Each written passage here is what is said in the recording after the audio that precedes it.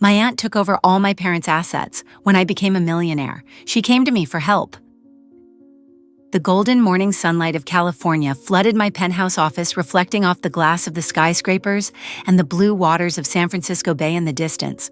I, Evelyn Reed, founder and president of Reed Legacy Holdings, a private equity fund that has made a name for itself in the financial world thanks to its bold and successful investments in innovative technology companies, quietly sipped herbal tea, trying to find a few minutes of rare silence before starting a busy workday. The intercom on my desk rang softly. The young assistant Sarah said hesitantly, "Ms. Reed, there is a woman named Agnes Thorne downstairs. She says she is your aunt and she has something very urgent to see you." Agnes Thorne. That name, which seemed to have been buried under the thick layer of dust of the past 20 years, suddenly appeared sharp as an invisible knife cutting into my memory, into my heart. A cold feeling ran down my spine. 20 years. 20 years ago, after my parents Arthur and Eleanor Reed suddenly passed away in a tragic traffic accident, leaving me an 18-year-old child just entering the threshold of life, helpless and desperate. It was this Aunt Agnes Thorne, my mother's biological sister, who appeared as a savior, then quickly turned into an executioner, stripping me of everything that belonged to me. From the cozy oak house where I grew up, every brick soaked in childhood memories, to the last savings my parents had saved for my future education. She pushed an orphan out onto the street with empty hands and an uncertain future without a trace of pity. Now, when her poor niece has stood on her own 2 feet, has built an empire that she probably never dared to dream of, she comes to her in the name of Aunt Fate, really knows how to arrange ironic encounters. My memory takes me back to a gloomy April day 20 years ago. I was just 18, the most beautiful age of my life, with many dreams and plans for the future. I had just received my acceptance letter to Stanford University's economics department, the pride of my parents. My father, Arthur Reed, and my mother, Eleanor Reed, were small business owners, but very successful and respected in the community. They owned a chain of independent bookstores called The Reader's Nook, which was not only a business, but also a cultural space, a meeting place for book lovers. My life was filled with love, warmth, and brilliant plans, but then tragedy struck like an unforeseen nightmare. One rainy afternoon on the way back from a trip to find rare books for the store, my parents' car was involved in a terrible traffic accident on the highway. Both of them died. My world collapsed completely. From a young girl surrounded by love with a bright future, I suddenly became an orphan, losing all spiritual and material support. The pain was so great that I felt like I had lost my soul, not knowing what to do or where to go. In the midst of this grief and confusion, Aunt Agnes Thorne appeared. Aunt Agnes was my mother's only sister whom I did not see often because she lived in another state, and her relationship with my family was not very close. She appeared at the funeral with a sad and sorrowful face, constantly crying, talking about her love for her sister and her unfortunate niece. She appeared to be the only relative left in this world who could care for and protect me. Aunt Agnes was then about 40 years old, a woman with a docile, resigned appearance, soft-spoken, always appearing weak and in need of protection. But hidden behind that appearance, which I only realized later, was a calculating heart, a bottomless greed, and a secret jealousy of her sister's success and happiness. She lived a life of modest means. Her husband died early, she raised her son Thomas alone and always felt dissatisfied with her fate. After the funeral, Aunt Agnes moved into our house so that she could take care of Evelyn and take care of everything. She hugged me, crocodile tears rolling down her cheeks. "Don't worry, my poor Evelyn," she said, her voice choking. "I will treat you like my own daughter. Everything your parents had, from this house, the bookstore, to the savings, I will take good care of it for you. I will not let you suffer any loss." Those sweet promises while I was drowning in pain and completely lost became the only lifebuoy I could cling to. I believed her innocently and absolutely without a single doubt. My blind trust paved the way for Aunt Agnes's dark schemes. Taking advantage of my innocence, immaturity, and the grief that was engulfing my mind, she gradually, step by step, took over all the assets that my parents had worked hard to build up all their lives. First, my aunt told me that some legal paperwork was needed to secure my rights. She handed me a series of thick documents with complicated legal terms that a high school graduate like me could not fully understand. She urged me to sign quickly, saying that time was running out. A lawyer was needed urgently. Like a devout Christian, I signed all those papers without reading them carefully, without questioning, simply thinking that these were necessary procedures and that my aunt would never harm me. It was only later, when I had the opportunity to review the entire file with attorney Samuel Vance, that I realized with horror what I had signed. My parents, always careful and thoughtful, had left a clear, properly notarized will. In it, all of their assets, including their house, the Reader's Nook bookstore chain investments and savings, were left to me, their only child. The will also appointed Samuel Vance, a close friend and longtime family advisor, to be the guardian of their assets until I turned 25, or to establish a trust to professionally manage my assets. But Aunt Agnes had managed to conceal the real will, somehow perhaps by bribing a dishonest lawyer or taking advantage of the chaos of the funeral. She had obtained the original will. She then created a forged will. Among the papers I had signed were documents authorizing Aunt Agnes to manage and dispose of my parents' assets, and even documents relinquishing certain inheritance rights without my knowledge. With the legal talisman in hand, Aunt Agnes began to act quickly. The first thing she did was sell our house, the cozy 2-story oak house in the quiet suburbs that held all my sweet childhood memories. She told me that the house was too big and expensive to maintain for the two of us, that we needed a smaller, more suitable place, and more importantly, we needed money to pay for your education and living expenses. Although I was heartbroken to leave our beloved home, I accepted, believing that it was for the best. She sold the house for a pretty good price, but where the money went, I had no idea. She only said that it was put into a safe savings account for you. Next, my aunt liquidated the entire chain of bookstores, the Reader's Nook, which had been my parents' life's work. She said that the book business was now very difficult, unprofitable, and she could not afford to manage it. She sold the store's books and furniture at a low price. The proceeds once again disappeared into her secret accounts. Then there were the investments and stocks that my parents had accumulated. She also tried every way to withdraw a cell convert into cash and put it in her own pocket. She even blatantly created fake loan documents in which it was stated that Evelyn's parents borrowed a large sum of money from her when they were alive to legitimize the taking of the last of my inheritance. When she had almost all the family assets in her hands, Aunt Agnes's attitude towards me changed dramatically. From a kind and loving aunt, she became cold, cruel, and unpleasant. She often criticized me as a useless parasite, a burden on her, only knowing how to spend money but not how to earn money. My meals became increasingly frugal. She no longer cared about my studies and even hinted that I should drop out of school to go to work, to earn money to help her. The Reed family and my mother's family did not have many close relatives. Aunt Agnes was the only relative I knew well and could rely on at that time. My parents' close friends, such as Uncle Samuel Vance, were initially a little skeptical about Aunt Agnes's behavior, about her haste to sell the house and the store. Uncle Vance tried to contact me several times to ask about the situation, but Aunt Agnes always tried to stop me, saying that I was very sad, needed peace, or I had everything taken care of, no need to bother outsiders. A young girl who had just gone through the shock of losing my parents was being controlled and manipulated psychologically by my aunt, feeling completely helpless and lonely. I tried to ask my aunt about the money from selling the house, the shop, about my parents' will, but she always avoided me or gave vague, incomprehensible explanations. She also threatened that if I didn't listen well, kept asking random questions, she would no longer care for me and I would have no one to rely on in this world. The fear of being abandoned, the fear of facing the harsh world alone, made me not dare to strongly resist. I could only silently endure, hoping that one day things would get better. After she had scraped everything she could, Aunt Agnes had no reason to continue taking care of me. I had become a real burden in her eyes. She moved me to a small, shabby apartment in a difficult neighborhood. Then one day, after I had just received the acceptance letter from the community college I had applied to myself, she called me back. "Evelyn," she said, her voice cold and emotionless. "You're an adult now. It's time to take care of yourself.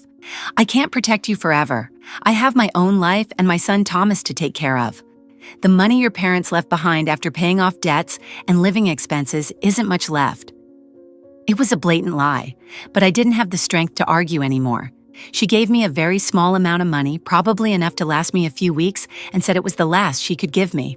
She asked me to move out of the apartment within a week so she could have her own space. In fact, it was a clever way to get rid of her. She had achieved her goal, had taken everything. Now I was of no use to her anymore. I was thrown out into the street once again, but this time it was a cruel betrayal by the only family I had left. Bitterness, resentment, and despair welled up inside me. I felt like I was falling into a bottomless abyss without a ray of hope. This world is too cruel, too unfair. The following years were a real struggle for survival. I had to do all kinds of manual labor to make ends meet, working in fast food restaurants, working part-time as a cashier, cleaning offices at night, even handing out flyers on the street. I worked during the day, and at night I tried to go to class at community college, majoring in business administration. I knew that knowledge was the only weapon that could help me escape this miserable situation, help me stand on my own 2 feet. The will to succeed, to prove Aunt Agnes wrong, to take back what was mine, and more importantly, to build a bright future in memory of my parents became a smoldering fire in my heart, urging me to keep trying. Fortunately, in the midst of all this, I was not entirely alone. One afternoon, while working part-time at the school library, I ran into my uncle Samuel Vance. He was retired from his job as a lawyer, but he still came to the library regularly to read. He recognized me immediately, though I had changed a lot, becoming thinner and paler.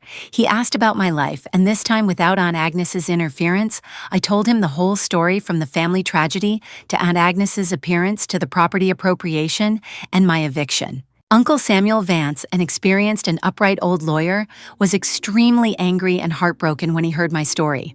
He always felt that there was something wrong with the way Aunt Agnes handled the Reed family's assets, but due to the lack of concrete evidence and Aunt Agnes's obstruction, he could not intervene sooner. He promised to help me overturn the case, to seek justice, although he knew that it would be difficult after so many years and Aunt Agnes's cunning. He said, "Your parents are good friends of mine, Evelyn. I cannot let this injustice continue. We will fight together." Uncle Vance's promise was like a light at the end of the tunnel, rekindling my hope. He began quietly gathering records, looking for old witnesses, looking for loopholes in the papers that Aunt Agnes had created. It was a long and arduous legal battle. In parallel with that legal battle, I continued to strive to build my own career.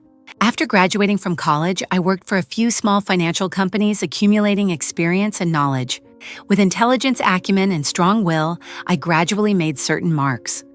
A big turning point for me came when I attended a conference on startup investment. There I had the opportunity to present my bold business idea of establishing an investment fund specializing in supporting small technology companies with breakthrough development potential. My passionate and sharp presentation made a strong impression on Mr. James Holloway, a famous angel investor, a shark in the financial world who has a keen eye for seeing golden opportunities. Mr. Holloway saw in me not only intelligence and business acumen, but also a burning desire to succeed a fire that never went out.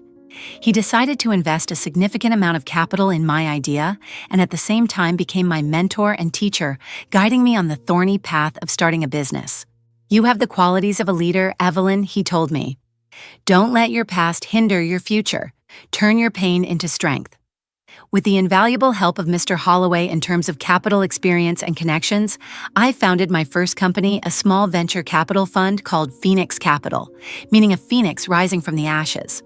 I worked day and night applying the knowledge I had learned, the experience I had accumulated, and the hard-won lessons from the bitter past. I became known in the investment community for my decisiveness, foresight, and clean business ethics, something I always kept in mind so as not to make the same mistake as people like Aunt Agnes. Phoenix Capital grew rapidly, achieving great success with many successful investments. A few years later, I decided to restructure the company, and establish Reed Legacy Holdings, a meaningful name both to commemorate my parents' legacy and to affirm my own strong comeback. And I, Evelyn Reed, the orphan girl who had everything taken away from her, became a self-made millionaire, an influential leader in the financial world of Wall Street, the owner of an investment empire worth hundreds of millions of dollars. And now, 20 years later, Agnes Thorne, the aunt who had caused me so much pain, was standing in the lobby of Reed Legacy Holdings begging to see me. I took a deep breath, trying to keep my voice calm. Sarah, just let her in. Conference room 3. I'll be right down. I don't know what Aunt Agnes wants, but I know that this is the time to face it, to end it all, once and for all. I walked into conference room number 3. Aunt Agnes sat huddled in a luxurious leather armchair, looking completely out of place and small in the modern, powerful space of my office. She had aged a lot. Her gray hair was messy. Her face was haggard, lined with worry and fatigue. Her clothes were worn, a far cry from the lavish, wealthy appearance she had tried to project when she lived off the money she had stolen from me.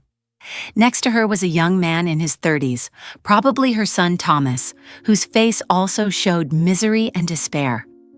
Seeing me enter, Aunt Agnes quickly stood up, her face showing a mixture of joy and fear. "Evelyn, are you really Evelyn?" She stuttered, her voice trembling. Thomas also bowed to me, his face full of embarrassment. I stood there, cold and distant, looking straight into Aunt Agnes's eyes. On the outside, I tried to remain calm, professional, not showing any emotion. But inside, a storm of memories and emotions was swirling. Indignation, the pain of betrayal, contempt, and even a bit of indescribable joy at seeing my once powerful aunt who had manipulated my life now having to bow and beg before me. But above all, there was a self-control, a strength forged through 20 years of turmoil. I was no longer the weak, helpless orphan of the past. "Hello, Aunt Agnes. Hello, Mr. Thomas." I said, my voice flat and unwarm. "Please sit down. What do you want with me?" Aunt Agnes sat down, clasped her hands together, and began to tell her story. She said that over the years, the money she had appropriated had been exhausted due to failed investments, fraud, and Thomas's wasteful spending. Now she was in deep debt and about to have her house foreclosed on.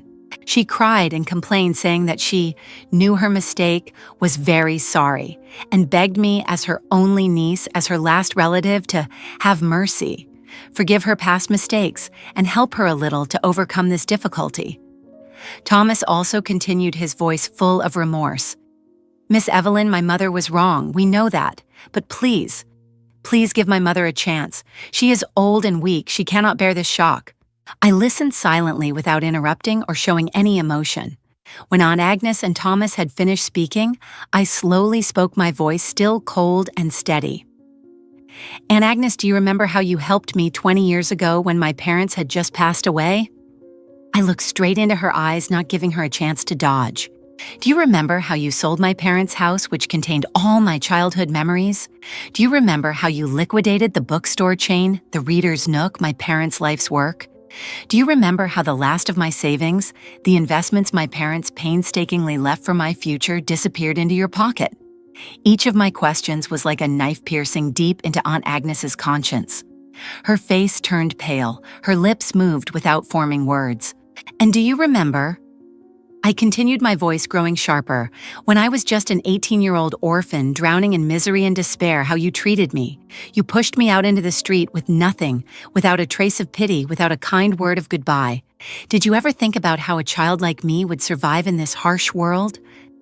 I paused, letting my words sink in. "For 20 years you have lived off my pain and loss.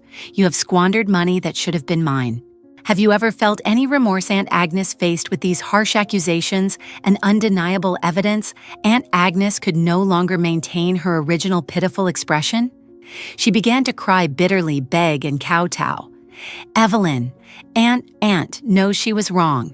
She is a devil. She deserves to be punished." She screamed, tears and snot running down her face. "But please forgive me just this once. I am old and don't have much longer to live.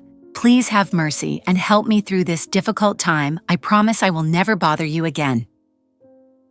Thomas also knelt down beside his mother, begging for my forgiveness. I looked at them without a trace of sympathy. The punishment they were suffering was the inevitable consequence of the sinful actions they had committed. "Forgive." I smiled faintly, a smile without any warmth. "Do you know how I have lived for the past 20 years? I have struggled with life, with loneliness, with the haunting of the past to have today. My forgiveness cannot be bought with a few belated tears, Aunt Agnes." As for helping, I continued, my voice firm. "My answer is no. I will not spend a single penny to help someone who has heartlessly taken everything from me, who has pushed me to the brink of death. You must take responsibility for your own choices and actions. Why? I stood up, looking at Aunt Agnes and Thomas with cold eyes. Our conversation ends here. Please go home and never appear before me again. I turned to leave, but then I stopped as if suddenly remembering something. Oh, one more thing, Aunt Agnes. I said, a mysterious smile playing on my lips. You probably don't know. Uncle Samuel Vance and I are going to seek justice for my parents and for myself. We have all the evidence to prove that the will you used that year was a forgery, and we are going to file a lawsuit demanding that you return all the property you took, along with any interest that accrued. Aunt Agnes's face turned as white as a sheet of paper. She had no idea that I knew everything and had been secretly preparing for this punishment for a long time. The only help I can give you now, I said, my voice uncompromising, is to let you face your creditors and perhaps the law if they decide to pursue criminal charges against you for your past frauds. That is the lesson life must teach you, a lesson you have owed me for the past 20 years. I signaled to the security guard, please leave Mrs. Thorne and Mr. Thorne. Aunt Agnes and Thomas were invited out of the Reed Legacy Holdings building by security in humiliation and despair. I stood from my office window watching their shaky, haggard figures blend into the crowded street. A feeling of relief, as if a burden that had been weighing on my soul for the past 20 years suddenly arose. The ghosts of the past, with their pain and haunting, seemed to have truly vanished. Justice, however belated, had finally been served, not by destructive revenge, but by my own brilliant success, by the truth being revealed, and by letting the perpetrators suffer the consequences of their own wrongdoings. I look back on the journey I have taken from an orphan who was robbed of everything, pushed to the brink, to a successful businesswoman, a person with a voice and influence. The pain has tempered my will to become iron. Betrayal has taught me invaluable lessons about caution, the value of loyalty, and the importance of choosing the right people to trust. I am grateful to Samuel Vance, who braved the hardships and the age to help me find justice. I am grateful to James Holloway, who saw the potential in me and gave me the opportunity to change my life. I am grateful to my friends and colleagues who have always believed in me, supported me, and stood by me throughout that thorny journey. Now I will continue to focus on developing Reed Legacy Holdings, continuing the mission of supporting talented young people with entrepreneurial dreams so that they do not have to go through the injustices and bitterness that I have experienced. I will live a meaningful and happy life to be worthy of the love and sacrifice of my parents, and to prove that even when crushed to the core, people can still rise from the ashes, stronger and more brilliant. The sweetest revenge, perhaps, is not to destroy your enemies, but to build a life so successful and happy that they can never reach it, and let them live in torment, regretting what they have caused. And I, Evelyn Reed, have done just that. When a loved one who once pushed you into a corner, robbed you of everything, now comes to you for help in their time of need, is there a limit to forgiveness and compassion? Was Evelyn Reed right to let the law and life judge her aunt?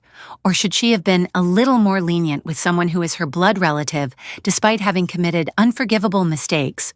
If you were in Evelyn's situation, what decision would you make? Please share your thoughts and feelings.